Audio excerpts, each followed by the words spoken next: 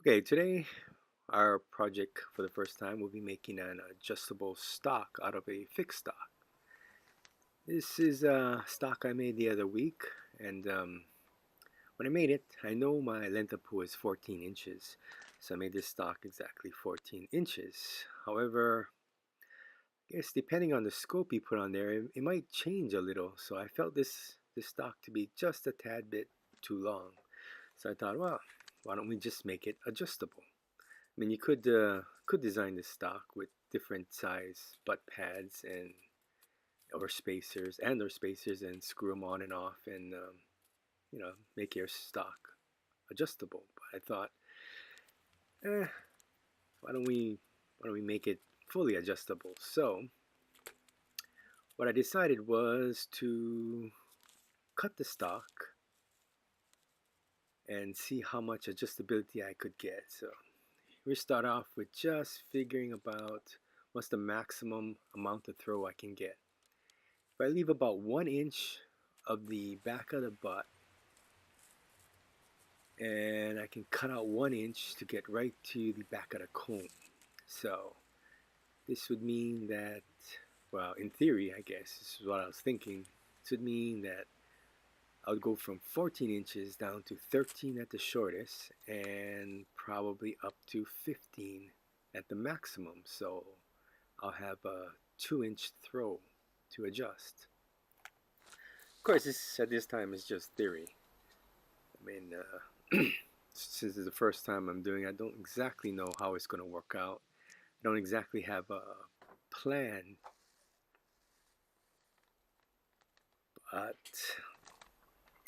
the problem I'm facing here is I put that quick disconnect right there, so it's kind of in the way, and also that the stock is at an angle. It angles downward. Most of the adjustable stocks I've seen probably not as much angle that allows for these guide rods to go in parallel with the gun. On mine, since the butt is angled downward a bit, I'm gonna have to follow. I mean, set up the guide rods parallel with the stock. So just trying to find out where's the maximum I can drill without punching through the comb or hitting that quick disconnect I put in there. If it didn't have that quick disconnect, it would be probably ideal. Or if it was a little lower, that little quick disconnect. I don't know why I put it there. And I didn't plan on using it. I just stuck it in there because I thought it looked pretty good. But now, since I want to add or make it adjustable, it's becoming a hindrance. So we're just going to work around it. If anything, it's just going to reduce the amount of throw I'll have. So I know I have some half-inch stock, so I'm going to drill a half-inch drill hole. So that drill bit was a half-inch to see what's the best placement for it. Once I got it all mocked up, we took the rifle apart, and now we seriously got to start planning things. So this is some stainless steel hydraulic tubing I had. Must have bought it maybe like 20 years ago. It came in a 20-foot length, and I still got like over 10 feet left. So I know it's super strong. I think it was rated for like 50,000 psi or some ridiculous amount that I didn't need. I was making something for some PCP air rifles, but anyway, I thought about using aluminum, but I don't know if it's going to be strong enough. I mean, when I was thinking about it, I didn't know if it was going to be strong enough. Now that I've done it, I'm pretty sure aluminum would work fine. But while I was putting it together, I thought better to go with the stronger option, which is that stainless steel. So first thing I did was remove that slipper butt pad I put on there. Next, I have no idea what I was gonna do next. I was kind of trying to think about it along the way, but Since we didn't start with a plan, it was a very slow process. Anyway, I taped up the gun so we didn't scratch it up too much. And what I'm going to do here is in that section I plan to cut out, we're going to drill some holes in there. I'm going to use those holes to help secure the stock while I drill the vertical holes in there.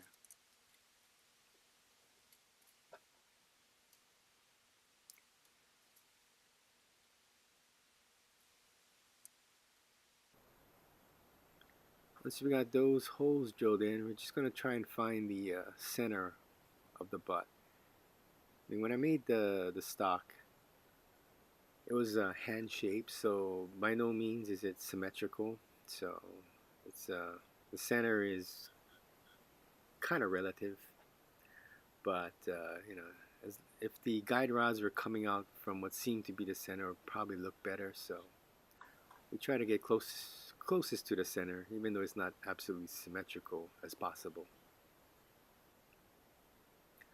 Once we got the center line drilled, just a matter of making sure that the sketches I put on there were going to be parallel with the butt. The important one is that top one there, because that's the one, if it's a little off, if it's, if you start drilling and the drill bit's pointing slightly down, definitely hit that that quick disconnect. If the drill bit was pointing slightly upward, it'll punch through the butt, and then we'd have to patch up the stock, and it's just not going to look good. So I'm going to make sure it's absolutely straight and perpendicular with the back of the butt, and also parallel with the top and the bottom of the comb. Once we got that settled, we want to transfer the center of those to the center line we made previously on the back, so we know where we're going to drill. It's not exactly precise, it's mostly by eye. And my only concern is not to punch through the top of the butt. The rest you can kind of set by eye. I mean, you have enough room to play with, so.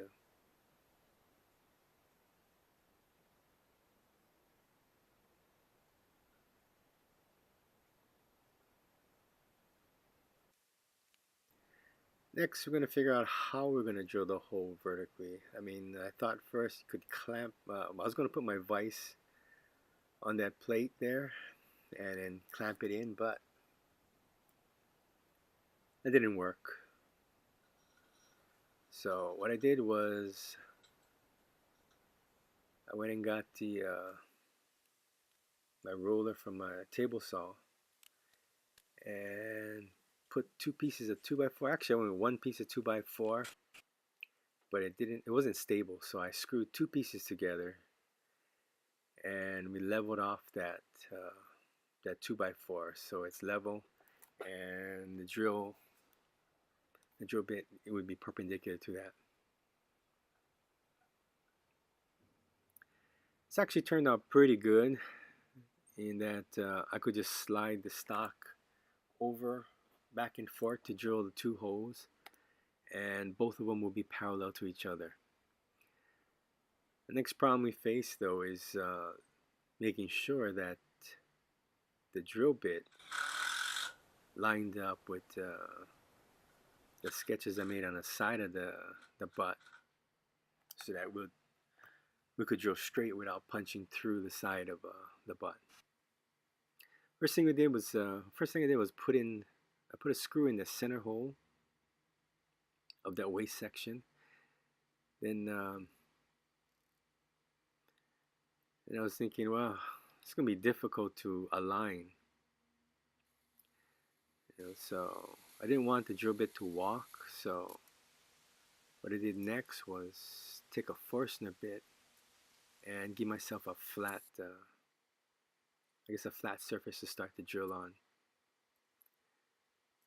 I didn't think the drill bit would walk, but just to be safe, wasn't really precise here. All I did was kind of line it up by eye. But once I got going, I thought maybe I should straighten it out a little bit. So what I used was my chalk line. I used that as a plumb bob. Once I got that string lined up with my sketch that I drew on the side, I knew that the drill bit was straight in line. So I finished up with the Forstner bit. Next, all we had to do was drill out the holes to the maximum depth. I think I started off kind of small, somewhere around, actually I have no idea where I started, but somewhere around a quarter, 3/16 or something like that. Wanted to make sure I started off correctly, because any error here will just get exaggerated as you go on.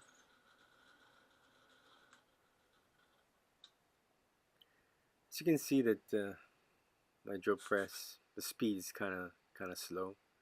I was doing some metal earlier, and so I guess I was just too lazy to take the speed back up. So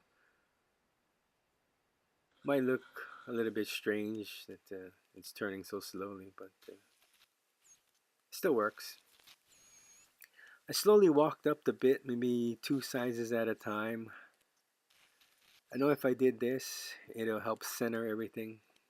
And I could have just punched a 1/2 inch hole, but we didn't want too much meat grabbing.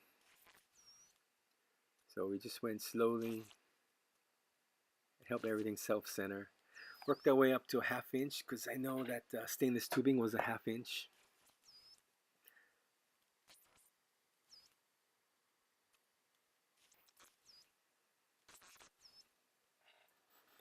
This part did take some time, but I didn't want to rush it too much. Okay, once we got that set up, I want you to make sure the sketches were right, and we got it about 1 inch. It's pretty close.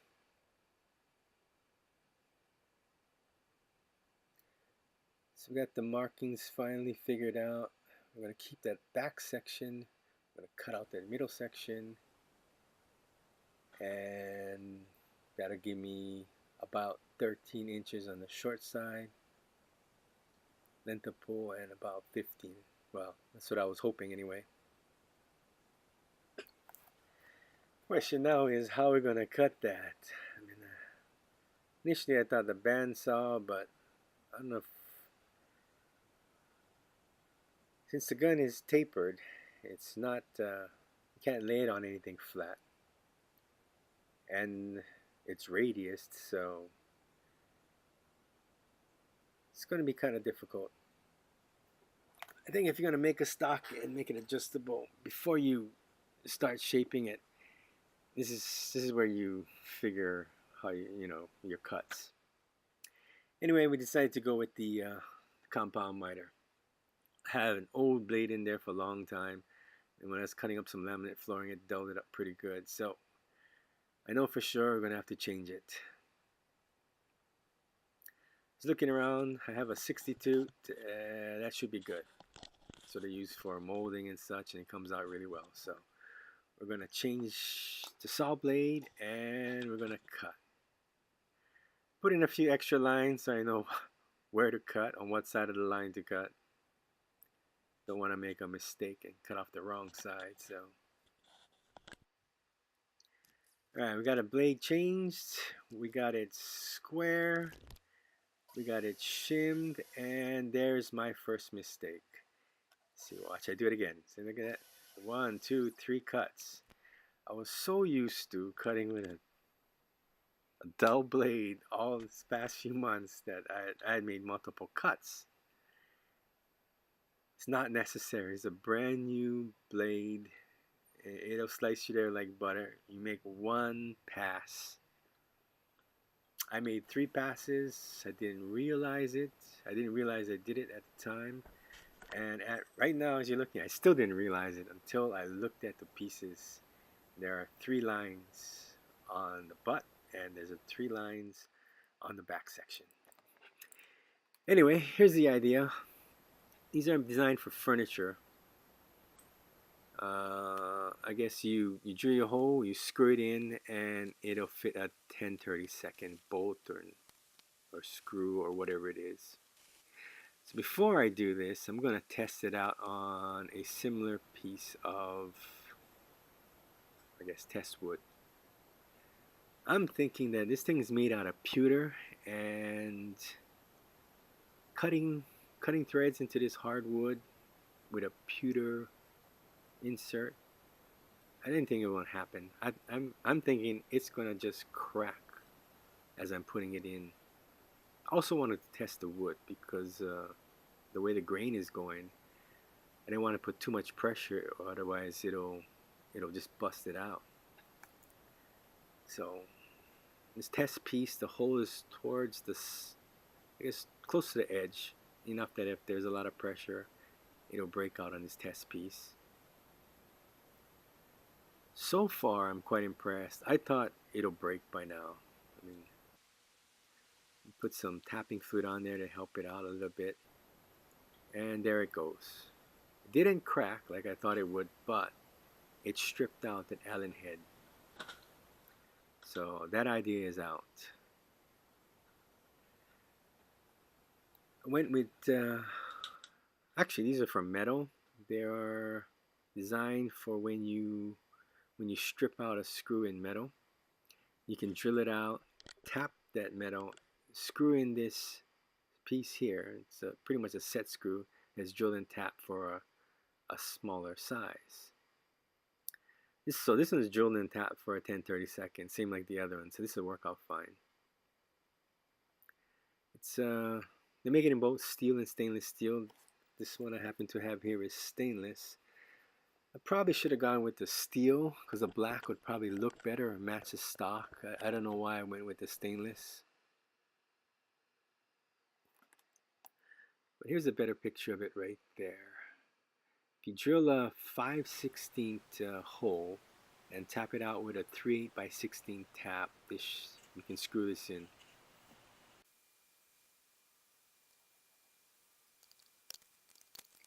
Just to be sure, we're going to test her out on this blank piece here. Test piece of wood. Before we do it in the stock.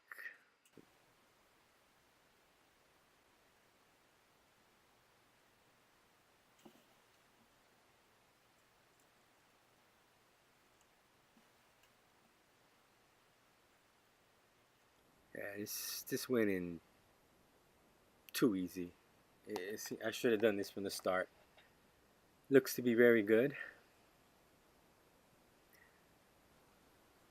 Just gonna test a 10-32 bolt just to make sure, see how it feels. Screws in nicely and is very solid.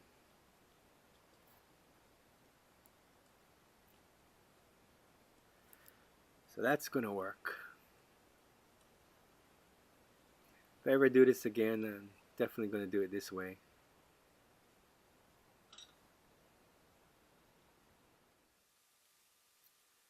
So next is to figure out where we're going to drill the holes to put in those set screws, and here is where I made my next mistake. Can't really see it yet, but I drilled 3 holes, 2 in the bottom, the longer tube, and 1 in the top, just to those are to secure it once you figure out the length. And what I found out was absolutely not necessary to put 3 securing points in there. Should have gone with just 2, 1 on the top, 1 on the bottom. And actually, if you just put in one, by just putting one set screw on the bottom, and the top would just be for guiding purposes, it would have worked fine. It would work fine with just 1 secure point. But I put 3 in because I have no idea. Because this is the first time I'm doing it. I'm not sure exactly, so I put 3. Next time we'll probably go with 2. I know I only need 1, but I'll probably go with 2 next time to make it look more symmetrical, I guess, or balanced.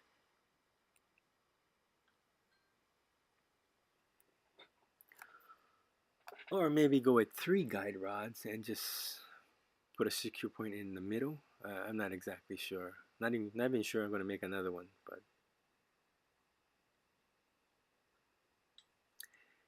anyway, now we're just going to try and fit this. It seems that those stainless rods are supposed to be ½ inch. However, they're 2/1000ths of an inch bigger. I sanded them down to a ½ inch, but it's still pretty tight fit. Here we're just taking some rough measurements about how deep the holes are, just so I can figure out how much to sand.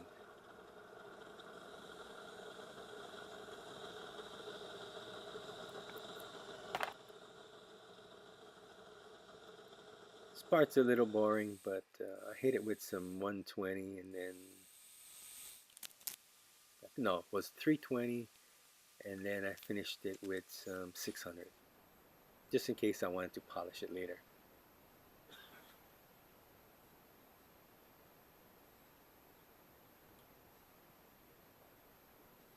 There you can see those 3 secure points. Kind of overkill, but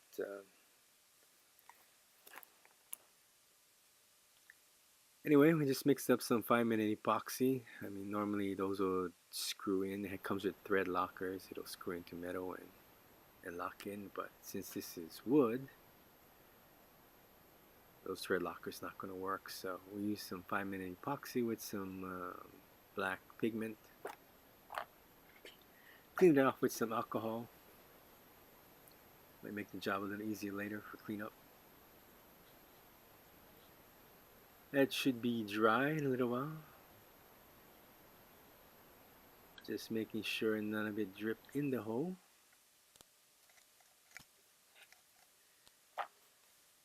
That's the back piece. Just gonna go with some final fitting here and probably save the rest of it for part 2. Fits pretty good. It's still just a tad bit tight. I'm probably gonna have to clean up the holes inside the stock. Probably there's some tooling marks in there that's holding it.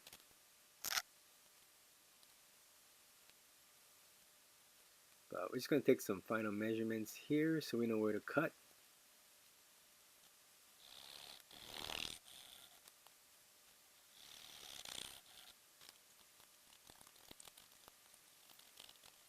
Clean up the edges with a file and test fit it.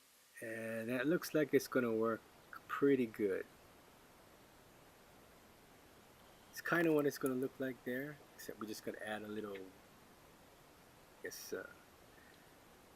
rubber on the back, but it's looking okay except for that extra secure point. But stay tuned. I'll come up with the second part.